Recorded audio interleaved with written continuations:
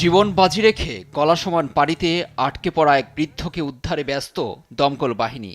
হু হু করে বাড়তে থাকা পানিতে অল্পের জন্য এ যাত্রায় তিনি বেঁচে গেছেন। গেল কয়েকদিনের বর্ষণে তলিয়ে গেছে চীনের বেইজিংয়ের শহরতলি জেলা মিউন। ঝুঁকিপূর্ণ এলাকায় আটকে পড়াদের খোঁজে বুক সমান পানিতে চষে বেড়াচ্ছেন তারা। সবচেয়ে প্রাণহানিও এ জেলাতেই।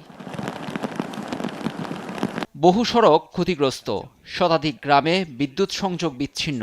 সতর্ক বার্তা দিয়ে দুর্যোগ কবলিত এলাকার প্রায় 1 লাখ মানুষকে সরিয়ে নিয়েছে বেইজিং প্রশাসন। শীঘ্রই আবহাওয়ার উন্নতির পূর্বাভাস নেই। সম্প্রতি দেশটির উপর দিয়ে বয়ে যাওয়া টাইফুন উইফার প্রভাব সহসাই কাটছে না। দক্ষিণ চীনের ঝেজিয়াং, জিয়াংশু, আনহুইতে আরও ভারী বৃষ্টির আভাস দিয়েছে আবহাওয়া দপ্তর।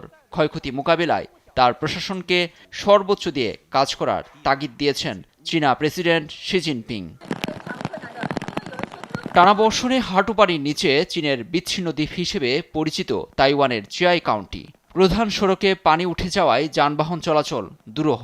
কখনো কখনো বিকল হয়ে পড়ছে গাড়ি। এদিকে ভারী বৃষ্টির সতর্কবার্তা রয়েছে চীনের প্রশাসনিক অঞ্চল হংকংয়েও।